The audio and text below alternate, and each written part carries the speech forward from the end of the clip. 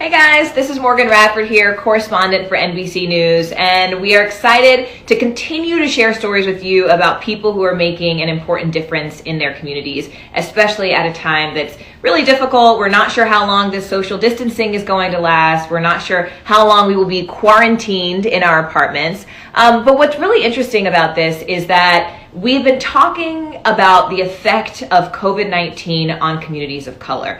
The impact on them has been disproportionate. It's been disproportionately high. And that's just as we're getting some of these numbers back. And what's interesting is that if you've been watching our reporting on NBC News or on MSNBC, you see that we've talked to a lot of patients who have dealt with this virus firsthand. We've also been speaking to experts. And the reality of it is people are saying that there are three contributing factors that may be enhancing this discrepancy as the impact is felt more highly among people of color. And they're saying that sometimes it has to do with health. For example, those pre-existing conditions that make COVID-19 deadly, like heart disease, diabetes, asthma, hypertension. All of those things are already, according to the CDC's own data, overrepresented in those communities. So those things that can make COVID such a compromising virus are actually already present in communities that are Black and Latino. So one thing that's interesting is I want to talk to someone today who's been really working hard to combat one of those other contributing factors, which in our reporting, we found out that people also were citing misinformation as one of the reasons why they think Black and brown people are disproportionately impacted by the effects of this virus. And by misinformation, the people we spoke to said there were lots of things flying around. I know that I saw them here on IG. I saw them floating around on Twitter. Things or memes that said things like Black people get coronavirus. We know that that's totally untrue. Coronavirus can affect people regardless of race, shape, size, color, creed. So we're trying to figure out why those kinds of myths were circulating, but they were circulating to such a degree that the CDC itself had to create an entire web portal designed to combat those myths. And they said, look, guys, that's that's holistic, that's completely untrue. So one of the people we want to talk to today is someone who's been combating that type of misinformation. So definitely a big change in a way that, a big impact in a way that she's been positively able to help people combat that kind of misinformation and make a difference in her community. And frankly, for all of us who are dealing with how do we understand fact from fiction, especially when it's unclear from, all these different sources with a virus that we are all really learning day by day. It's such a fast moving virus, such a fast moving impact. You saw, I don't know, those of you who just saw Governor Cuomo's presser here in New York, someone asked about, look, this impact, what are we doing about it? And he not only addressed that, but the fact that, for the first time, we kind of heard him talk about life coming back to normal. So as we go try to resume our lives, hopefully sooner as opposed to later, as long as it's healthy and safe for everyone, we also want to understand, kind of look back and understand where some of this misinformation came from. And of course, some of it, as we just discussed, can be difficult to understand, as a lot of people, doctors are still learning about the impacts of this virus. So in just a minute, let us bring in this guest. We're looking for her now. Shireen Mitchell. She is who we want to. She is someone who spends time in this space, who works with communities to really understand facts from fiction. And that's something that, in this new age, we are in a space where we all need to learn. Hi there, Shireen. How are you? Hi, thanks for having me. Yeah, thanks so much for joining us. Listen, we've been talking about, misinformation, disinformation, and why that's so important in a pandemic, especially in a crisis like this. Can you explain to us a little bit about why this misinformation is so dangerous?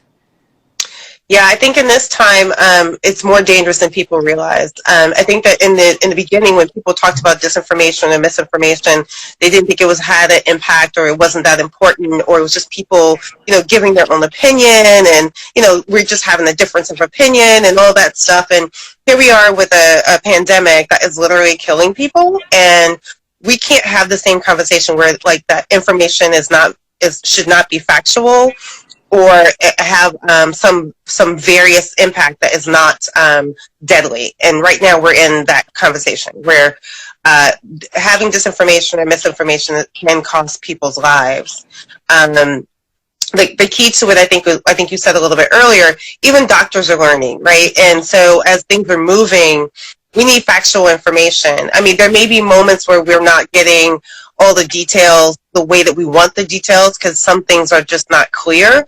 But there are moments where this fact that, like, oh, it's 5G, it's not a virus. That's not only disinformation, but that's deadly disinformation where people are thinking they're sharing some unknown information. They think they have they have the scoop, right? They have the inside information. They think they have the thing that the media is not talking about, the thing that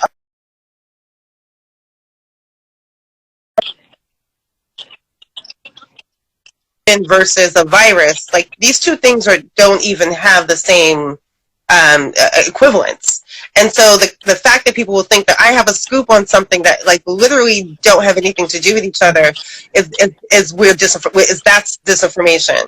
It also makes people think. But Sheree, help me understand something. I mean, the reality of it is, right, and that's kind of the difference between, like, disinformation and misinformation, right? Whether it's sort of intentional, but there's always, it seems like, for those people who are, you know, for example, in this pandemic, I feel like everybody's mama is turning into a reporter or a doctor. My mom sends me like 20 text messages from the things that she thinks only she knows, right? That she's telling her reporter daughter, you know?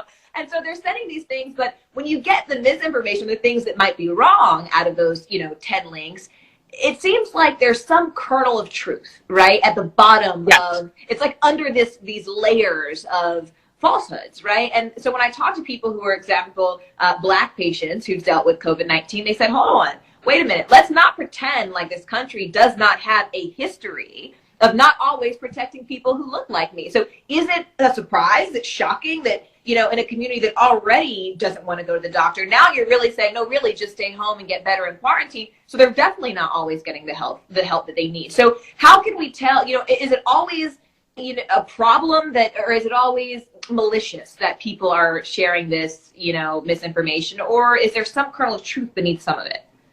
All of it.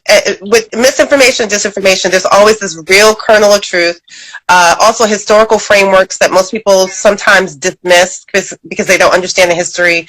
And exactly what you said. It's to have this conversation about the healthcare system as if the healthcare system has not been already racist or had problems in the past on experimenting on certain groups of people, i.e. The Black community.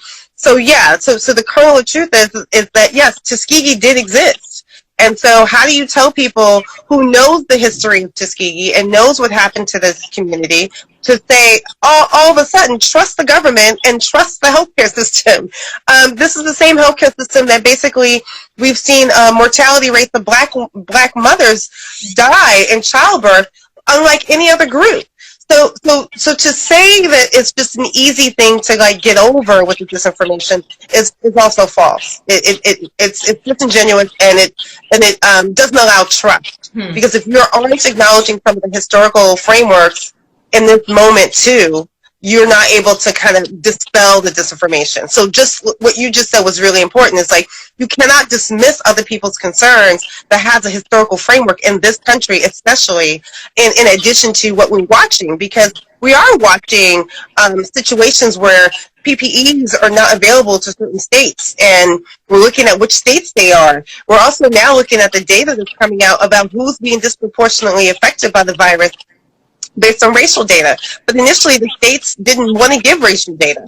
So how do we get to solve the problem and dispel the disinformation if we don't have all the information that we need? Which is, so you're absolutely that's why right. We're seeing lawmakers like, for example, Ayanna Pressley out of Massachusetts, who's trying to basically get the Department of Health to release some of these statistics. The CDC doesn't share those statistics, but certain cities and certain states do. So Michigan, we know that 40% of the deaths are among Black people. We know that 70% in the state of Louisiana of people who've died from COVID-19 are Black. We know that in Milwaukee County, 78% of those deaths are Black or Latinos. And right here in New York doesn't do the racial data, but they do the counties. So we know that 56% of those deaths are concentrated in the Bronx and in Queens. And anyone who understands New York knows those are majority minority communities. But the big question and DC is 58%, and we've learned that is Black.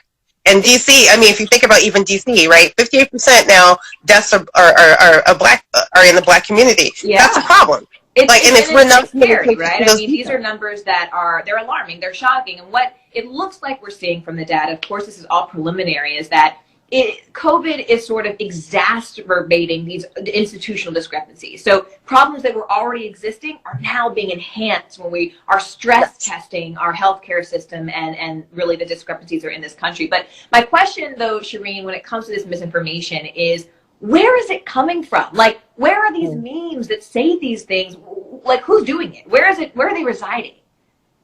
I would say that no one can pinpoint exactly where it's residing, but let's just be clear that these are everyday people with concerns who are helping to spread it. So this is not like, oh, this is coming from some foreign agency or coming from from our government specifically. Like, there's a combination of things that is helping to spread this. And yes, this is the real key part of the conversation, that real people, friends and family are helping to spread the disinformation.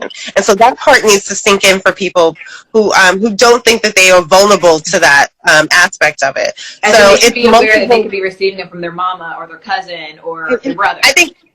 I think everybody should know that they have been misinformed and had disinformation that they shared, and if whether they know it or not, and be able to take that in for a second and say, well, maybe I am getting information that's not accurate, and I need to do my own work to dig a little bit deeper.